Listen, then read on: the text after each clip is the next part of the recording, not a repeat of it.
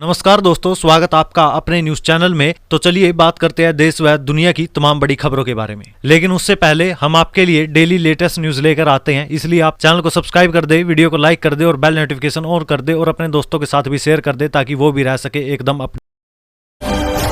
Elon Musk अगले हफ्ते Israel जा सकते हैं। पीएम बेंजामिन नेतन्याहू से मिलेंगे, हमास से प्रभावित शहरों का भी दौरा करेंगे।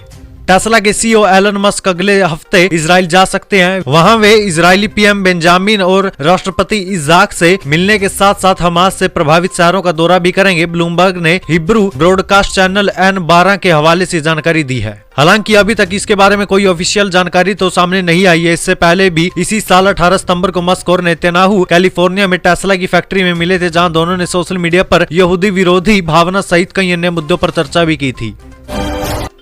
राजस्थान विधानसभा चुनाव के लिए वोटिंग खत्म, सीएम गहलोत का दावा, बदलेगा रिवाज, बनेगी कांग्रेस सरकार।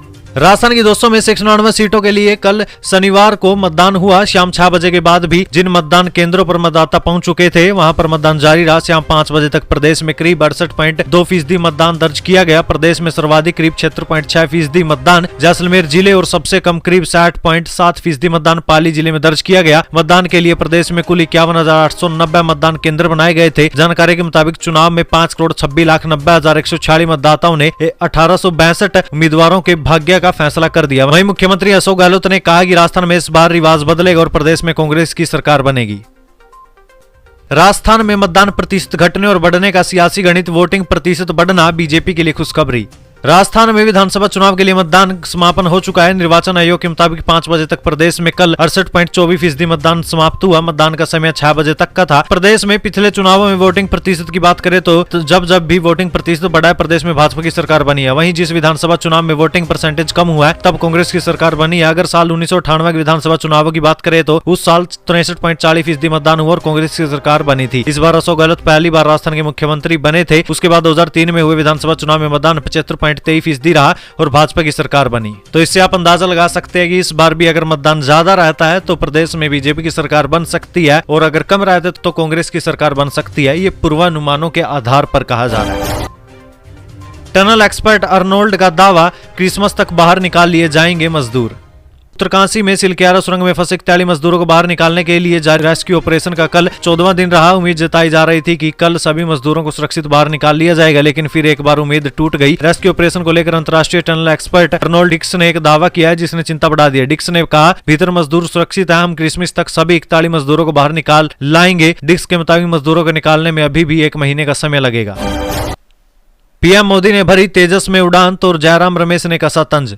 तेजस फाइटर जेट में प्रधानमंत्री नरेंद्र मोदी की उड़ान भरने की खबरों और सोशल मीडिया पर शेयर की गई फोटो को लेकर कांग्रेस ने भी तंज कसा है। कांग्रेस के वरिष्ठ नेता और राज्यसभा सांसद जयराम रमेश ने ट्विटर पर लिखा कि तेजस हमारी स्वदेशी वैज्ञानिक और तकनीकी क्षमता वाली योजना है। 1984 में स्थापित एरोनॉटिक्स डेवलपमेंट एजेंसी की तरफ से तेजस का डिजाइन किया गया था। इस हल्के लड़ाकू विमान के डिजाइन को 6 साल बाद अंतिम रूप दिया गया था। कांग्रेस नेता ने कहा कि तेजस को एडीए की तरफ से डिजाइन किए जाने के बाद इस पर Hindustan aeronautics limited, national aerospace laboratories, भारतीय वायुसेना और भारतीय नौसेना के साथ मिलकर काम किया गया। वहीं जयराम रमेश ने पीएम मोदी का नाम लिए भी न उन पर निशाना साधते हुए कहा कि चुनावी फोटो ओप्स के मास्टर को 2014 से पूर्व के प्रयासों को स्वीकार करने में ज्यादा खर्च नहीं करना पड़ता है, जो अब उनके दावे के श्रेय के लिए जरूरी है।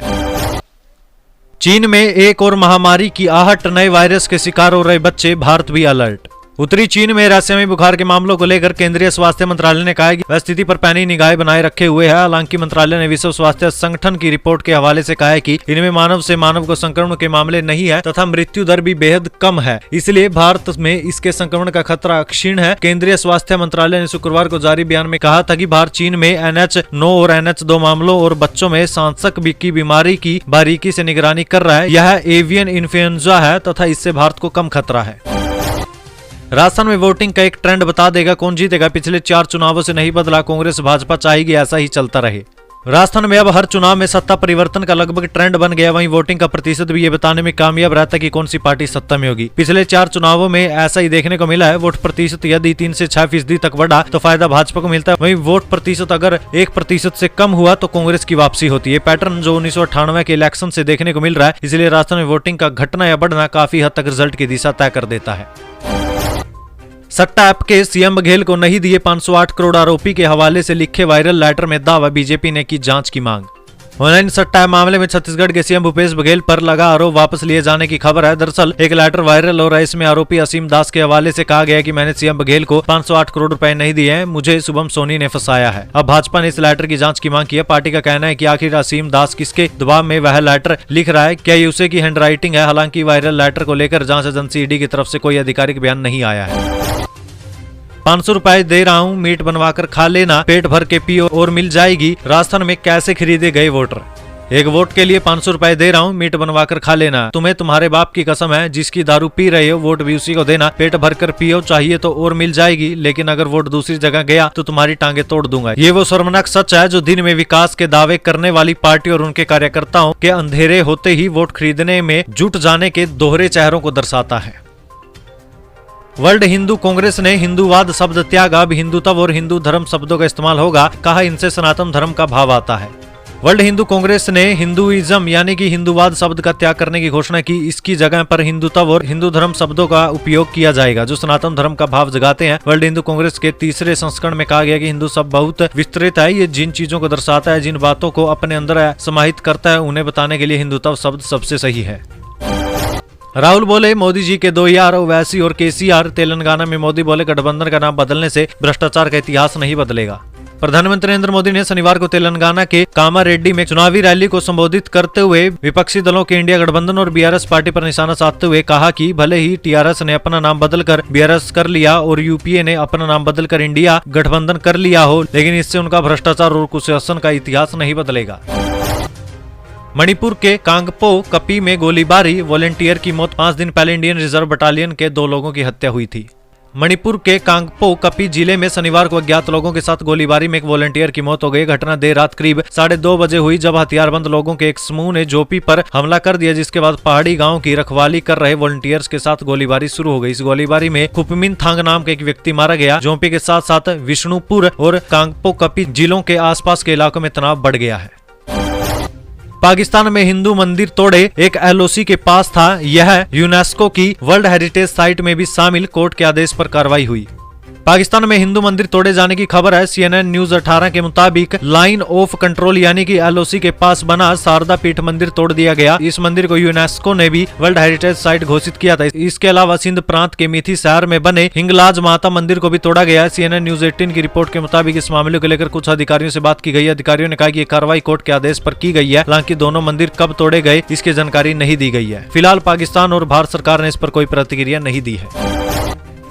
ये 3 सरकारी योजनाएं बचाएगी लाखों रुपए का टैक्स, क्या आपने किया है इनमें निवेश। केंद्र सरकार की ओर से कई सरकारी योजनाएं चलाई जाती है। योजनाएं सिर्फ मुनाफा ही नहीं बल्कि मिडिल क्लास को टैक्स सेविंग का भी लाभ देती है। अगर आप एक टैक्स पेयर रिटर्न के साथ टैक्स बचाना चाहते हैं तो ये योजना आपके लिए। इन योजनाओं में निवेश करके आप लाखों रुपए का टैक्स बचा सकते हैं। वो जो 3 योजनाएं हैं वो है PPF और SSY और EPF यानी कि public provident fund, Sukanya Samriddhi योजना, कर्मचारी भविष्य निधि या PF account. Satyendra Jain ED के दस्तावेजों की जांच करा पाएंगे या नहीं, कोर्ट 30 नवंबर को सुनाएगी फैसला।